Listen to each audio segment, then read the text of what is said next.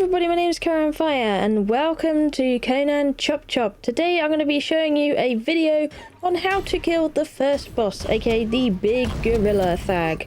So we're going to go for him first. If you're stuck on this one, doing it as a group solo, either way, I'm going to show you how to do it from a solo perspective, which means you can absolutely do it as a group completely. That's probably going to be a lot easier as a group if I'm honest with you, but yeah, I'm going to show you how to get through the dungeon right now. I'm going to show you my process of it anyway. Now the dungeon, you can get different room tile sets and all sorts, so it could be like a really short experience for you in here or a really long one. Depends if you pick the right door and the right path really when it comes to these. So yeah, that'd be a thing, but ideally we're going to go through it. We're going to avoid any spikes on the floor or anything like that. One thing you need to be absolutely wary of in here as well is the flying looking crow priest things. They will teleport on top of you and do a big splash of AoE on the floor. That will really hurt, so you need to be really careful of those ones, which means you probably want to be careful about saving your dash if you've aggroed one, so you can at least get away from it or have a shield to get away from it as well, because they're going to be very mean. And you'll notice when they're going to attack you, because their music starts to amp up, it's kind of like a holy kind of soundtrack, and when they bounce on top of you, it makes an even bigger kind of noise that way, and you definitely know it's going to happen when it happens. So keep an ear out for that.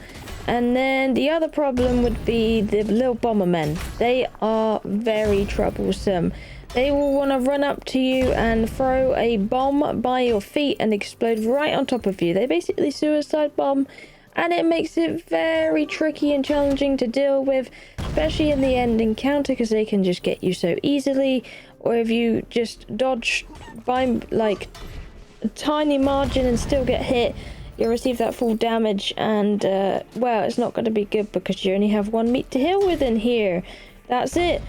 You can actually get hearts in jars though and stuff like that. Sometimes mobs will also drop extra hearts for you, but sometimes it's just awfully rare. I've had occasions where I've only ever had one drop a heart, and occasions where none hearts have dropped, and then other occasions where 10 hearts have dropped to the floor, and it's like, wait a minute, why? It's yeah, it's a bit random that way.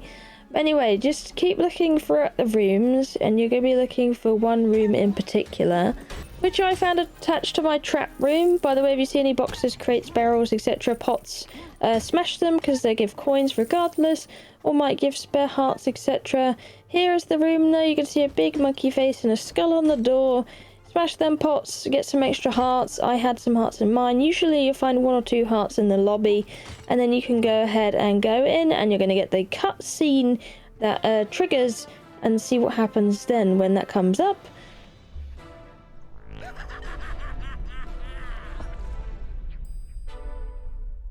There we go, Thak has appeared. I called him Fag earlier, I think. Thak has appeared. He is the monkey.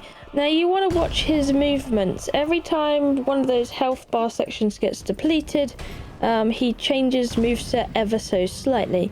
The first one he's going to start out with is trying to dash at you and punch you. The other one is when he sticks both hands up in the air and he does a cartwheel.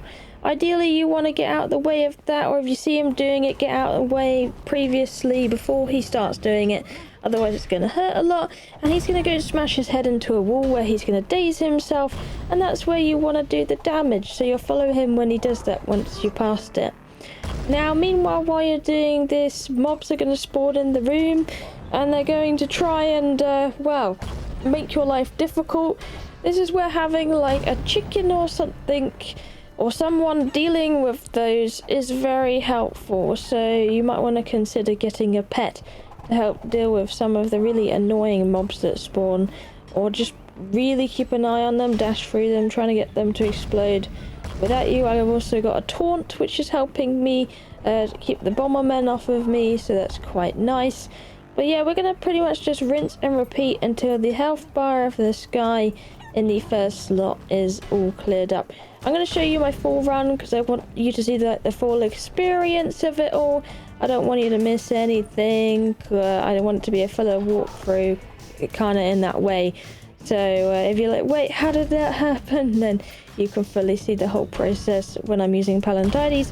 You could use other characters and be successful with it as well. You don't have to be the character I'm using. I'm just choosing him because I kind of like him. He's fun. I like his super, etc. Yeah, you can see we're going to hit a health bar now. We're going to hit a niche. He's going to do like a little thing in a minute where he kind of, yep, here we go. He yells in the air. And he's going to change his moveset ever so slightly, and a new round of mobs is going to spawn in. You can see he's spinning around with punch attacks, which actually really hurts. You can actually stun them out of this as well with the parry, but it's not easy to pull off, and if you get it wrong, then all your health is going to jet out of you, so maybe not a great idea. Ideally, when you see him like raising his hands, so you either want to dash away or just trigger your shielding when he does it. And that's going to help you a lot. He's also going to do his cartwheels as per normal, and that's where you're going to be able to guarantee a lot of damage as well. But yeah, you want to get rid of the pests first, really. Yeah, he's just going to continue cartwheeling or doing his spin to win, and he'll do his punches a little quicker when he comes at you and does an extra punch as well. That's what he tends to do. So yeah. You'll see how it goes. I'm also, when I need a bit of health, I'll go around the room. There's some health pots around the room actually, with hearts in them. You can see I'm looking around, and there's one right now, so I've got a heart. I'm a little bit happy about that because I've run out of meat, and I really didn't want to die while trying to kill this guy. It's really hard if you don't have any charms. If you don't have any charms, it is an ass to clear this, let me tell you. So please, if you do this fight, try and get some charms first, and you're going to make your life a lot easier if you're having trouble with this. That's for sure. But yeah, you can see he's just going for me. A couple punches, and we're about to hit the next threshold in a second, where you're going to see he amps it up a little bit more as well. And he's going to do like a triple whammy kind of punch thing, which is going to be kind of interesting. But yeah. Also with my chicken pet, once it dies it does respawn after a little while. That happens with all pets as far as I've seen. So that's a nice feature also, having that. And they also spawn with different outfits on, so that's also cool. Yeah, here the monkey goes into his third lot of moves. You're going to see he's got the 1, 2, 3. And the third one, he does like a slam down with his fists. So you definitely want to avoid that because it's going to hurt a lot.